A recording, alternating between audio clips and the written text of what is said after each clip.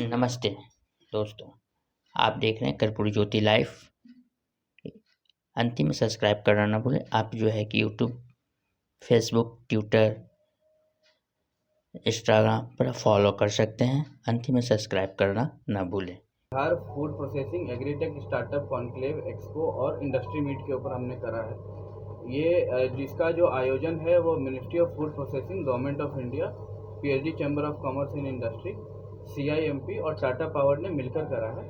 और इसमें जो है इसका लक्ष्य ये था कि हम 2 दिनों में जो है पूरी फूड प्रोसेसिंग की जो इंडस्ट्री है, चाहे वो गवर्नमेंट डिपार्टमेंट्स हो, चाहे वो एक्सपोर्ट के ऊपर बात हो, चाहे पैकेजिंग के ऊपर बात हो, प्रोडक्शन बढ़ाने पे बात हो, तो हमने कोशिश ये करी है कि 2 दिनों में इस पे भरपूर चर्चा हो और इसका लाभ जो है वो बिहार के स्टार्टअप कंपनीज़ को मिले जो कि फूड प्रोसेसिंग सेक्टर में काम कर रही है। अब इसके लिए जो है हमने 30 बूथ जो हैं, 30 स्टॉल बिहार के स्टार्टअप कंपनी को प्रोवाइड भी करवाया है, जहाँ पे उन्होंने अपना प्रदर्शनी भी लगाई है कि वो कैसे आधुनिक प्रोडक्ट जो है उसको वो वर्ल्ड स्टेज पर रख रहे हैं बिहार के प्रोडक्ट पे, चाहे वो मखाना हो, चाहे वो आपके और भी अलग प्रोडक्ट हो, उन सब का उन्होंने, चाहे वो हनी हो, बहुत सारे प्रोडक्ट का उन्होंने डिस्प्ले करा है। और हमारा मकसद यही है कि हम किस तरीके से बिहार, क्योंकि बिहार में पोटेंशियल बहुत है स्टार्टअप को लेकर, खासकर फूड प्रोसेसिंग इंडस्ट्री में, क्योंकि बिहार एग्री प्रधान जो है वो राज्य है। तो हमारी कोशिश यही है कि जब इतनी पोटेंशियल है तो हम डायरेक्ट एक्सपोर्ट मार्केट क्यों ना पकड़े बिहार से, हम क्यों जो है सिर्फ प्रोडक्शन करके और दूसरे बड़े व्यापारियों को बेच दें और वो जो है एक्सपोर्ट करे उसको, उसका प्रोसेसिंग करके। तो हमारी कोशिश ये है कि बिहार से ही जो है एक्सपोर्टर जो है शुरू करें और यहाँ वो ज़्यादा लाभ कमाएं, चाहे वो यूएस हो, चाहे वो यूरोप हो या दुबई हो, ऐसे मार्केट को कैप्चर करें। तो ये हमारा ये मकसद था इस प्रोग्राम को आयोजित करने का। मैं इस 2 दिवसीय कार्यक्रम का जो मुख्य उद्देश्य था, इसको मैं ब्रेकअप करके बताना चाहूँगा। सबसे पहले ये बिहार के जो फूड प्रोसेसिंग के जो इंडस्ट्रीज़ हैं और एग्रीटेक स्टार्टअप्स हैं, तो फूड प्रोसेसिंग और एग्रीटेक स्टार्टअप का जो ये कॉन्क्लेव है, इसका प्राइम एजेंडा है कि इनकी जो मेजर चैलेंजेस हैं, जो इनको ग्रोथ के लिए, आगे ग्रोथ और डेवलपमेंट के लिए इनमें योगदान दे सकें, नंबर 1।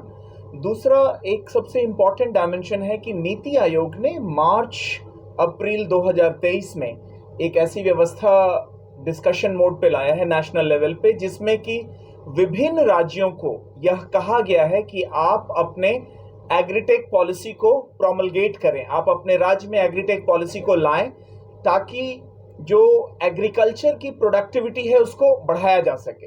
आमतौर पर एक सबसे बड़ा चैलेंज है एग्रीकल्चर एग्री बेस मैनेजमेंट में कि जैसे क्रॉप का जो प्रोडक्शन है तो उसकी जो शेल्फ लाइफ है हम कैसे बढ़ा सकें।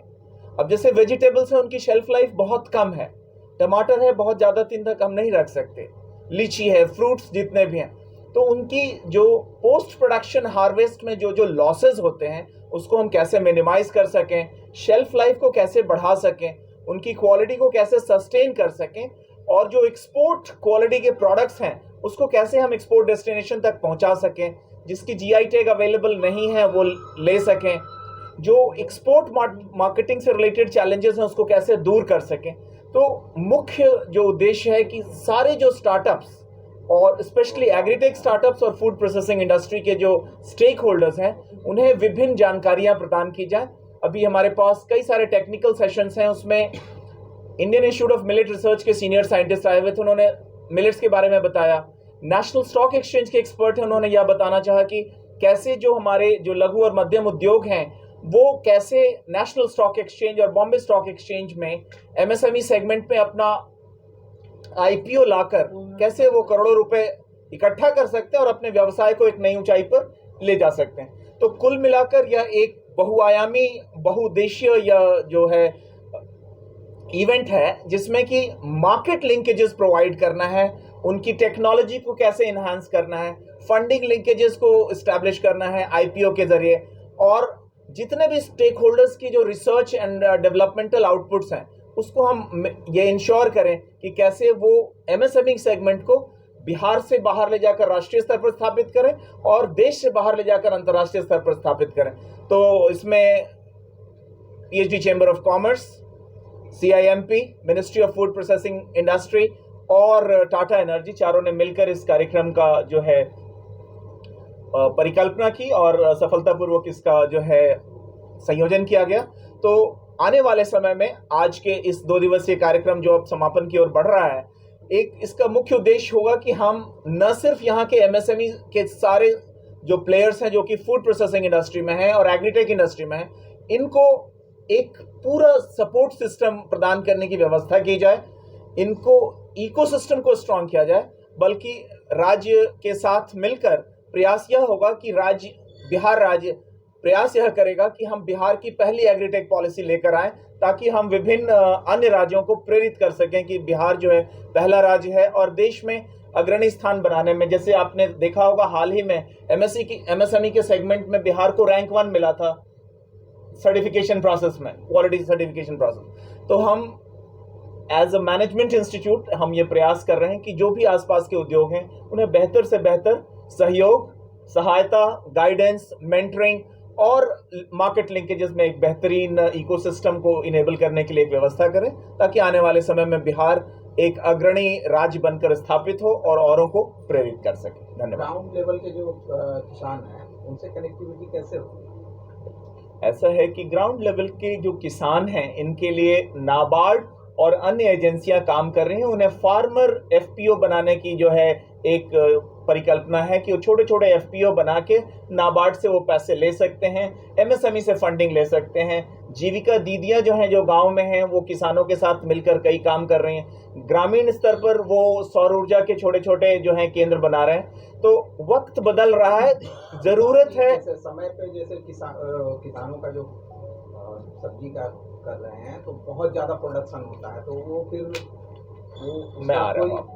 अभी बिहार इनोवेशन चैलेंज की अभी हाल में एक प्रोग्राम की गई थी, उसमें एक इनोवेटर ने एक ऐसी कम लागत की कोठी बनाई जिसमें कि फूड्स और वेजिटेबल्स को काफ़ी लंबे समय तक प्रिजर्व किया जाता है। आमतौर पर होता क्या है कि जो ग्रामीण स्तर में ऐसा होता है कि जो सब्जियां हैं और फल फूल हैं वो बहुत लंबे दिनों तक उसे स्टोर नहीं कर पाते, सड़ जाता है। तो उसके लिए एक बहुत ही नायाब उन्होंने एक प्रोडक्ट लाया है जिसको वो उन्होंने कहते हैं तो मतलब विलेज कोठी के तरफ तर्ज पर नाम दिया। काफ़ी सस्ता है और उससे कि उनकी शेल्फ लाइफ काफ़ी बढ़ जाती है। तो नए नए इनोवेटर्स हैं वो गवर्नमेंट से 2 कदम आगे बढ़कर जो है सॉल्यूशंस दे रहे हैं। वक्त है कि हम आप जो मास मीडिया के लोग हैं ऐसे जो इवेंट्स हैं उनको अच्छे से कवर करके ग्रामीण स्तर तक पहुंचाएं, ताकि उन्हें पता लगे कि हम कम से कम लागत लगाकर कैसे अपने प्रोडक्ट्स की जो है सस्टेनेबिलिटी हम कैसे बढ़ा सकते हैं। आपने एक्सपोर्ट की बात की, ये प्रोडक्ट जो है दूसरे मुल्क में भेजने की बात उन्होंने किया था, उसका समाधान क्या हो? देखिए एक्सपोर्ट कॉर्पोरेशन के थ्रू नहीं मैं बताता हूँ आपको। ये इवेंट करने का एक और इसका मकसद था, क्योंकि चूंकि ये इवेंट जो है वो ministry of food processing, Bharat सरकार भी इसकी पार्टनर है। तो 3 से 5 नवंबर भारत सरकार मिनिस्ट्री ऑफ फूड प्रोसेसिंग के थ्रू दिल्ली के प्रगति मैदान में एक बहुत बड़ी एग्जीबिशन करने जा रही है फूड के ऊपर, जो इंडिया का सबसे बड़ा एग्जीबिशन होगा। इसमें देश विदेश से बहुत सारे बायर को उन्होंने बुलाया है, इनवाइट करा है, और बिहार भी उसमें एक पार्टनर है इस इवेंट में।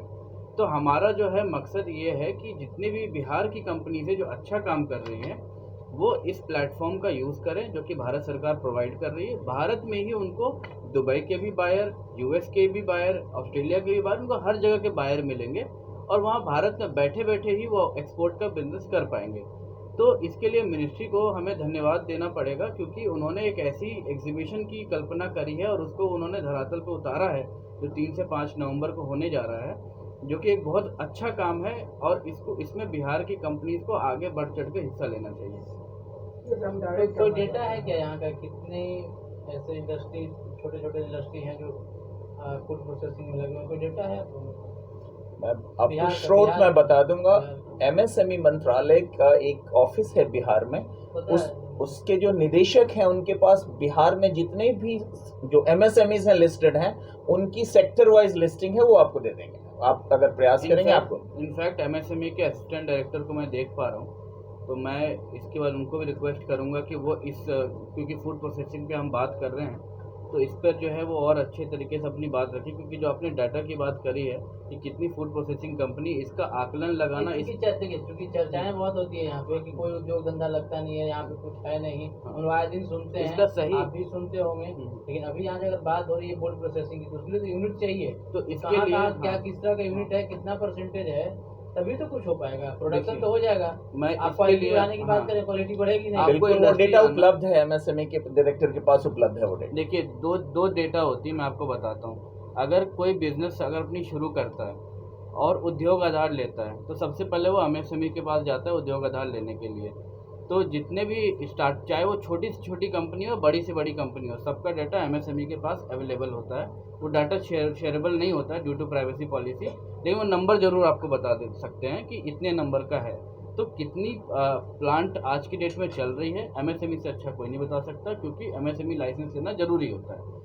एक्सपोर्ट कितनी कंपनी कर रही है बिहार से, अगर आपको ये जानना हो कि बिहार में ऐसी कितनी फूड प्रोसेसिंग की कंपनी जो एक्सपोर्ट कर रही है, तो इसका जो डाटा होता है वो डीजीएफटी के पास होता है। क्योंकि एक्सपोर्ट करने के लिए आपको एक लाइसेंस की ज़रूरत होती है, वो होती है आईसी सर्टिफिकेट। वो लाइसेंस डीजीएफटी ही देती है, उसके बिना आप सुई भी बाहर नहीं भेज सकते इंडिया के बाहर। तो एक्सपोर्ट का डाटा डीजीएफटी के पास, और कितने यूनिट बिहार में चल रहे हैं उसका डाटा एमएसएमई के पास। ये इनके पास, हमारे पास ऑलरेडी ये कंसोलिडेटेड हैं। हमको प्रोडक्ट डायरेक्ट किसी को भेजना चाहता है रिकमेंडेशन, तो उसके लिए माध्यम क्या? जैसे इसके वही तो पहले बता रहे थे। पहले एक कुछ प्रोडक्ट हमने सऊदिया में भेजा था, तो एक्सपोर्ट कॉर्पोरेशन और इस्तेमाल होने के कारण हमारे यहाँ स्टार्टअप एजुकेशन सेंटर भी है, जिसको कि मैं लीड करता हूँ। तो जो भी हम लोगों को लगता है कि हमारे स्टार्टअप के लिहाज से ये बेहतर है, या यहाँ के इकोसिस्टम को हम बढ़ा सकते हैं, तो हम लोग कई सारे प्रोग्राम निरंतर करते रहते हैं।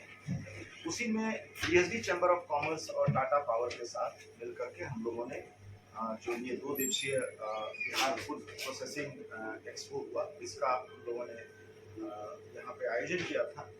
और इसका उद्देश्य यही था, जैसा कि हमारे निदेशक महोदय ने बताया, कि यहाँ के जो फूड प्रोसेसिंग से जुड़े हुए जो हमारे एग्रीटेक कंपनीज हैं, उनको जो है एक प्लेटफॉर्म मिले, उनको लाभ मिले, उनको मार्केट कनेक्ट मिले। तो हम लोग CIMP जो है वो हमेशा से जो है स्टार्टअप के इकोसिस्टम को बढ़ाने के लिए जो भी काम यहाँ पे हो सकता है, हम लोग CIMP जो है उसमें लीड भूमिका में रहता है। और पीएचडी चैम्बर ऑफ कॉमर्स और टाटा पावर को हम लोग धन्यवाद देंगे कि वो इस तरह का प्रोग्राम जो है हम आगे भी करता रहे और जो इसमें सहयोग करते हैं।